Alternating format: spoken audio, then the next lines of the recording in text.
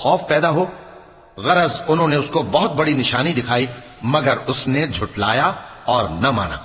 پھر لوٹ گیا اور تدبیریں کرنے لگا، سو اس نے لوگوں کو اکٹھا کیا، پھر بلند آواز سے بولا، سو کہنے لگا کہ تمہارا سب سے بڑا مالک میں ہوں۔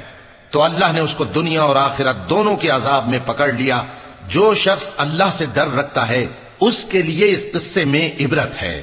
بھلا تمہارا بنانا مشکل ہے یا آسمان کا؟ اللہ نے اس کو بنایا، اس کی چھت کو اونچا کیا، پھر اسے برابر کر دیا، اور اسی نے رات تاریک بنائی اور دن کو دھوپ نکالی، اور اس کے بعد زمین کو پھیلا دیا۔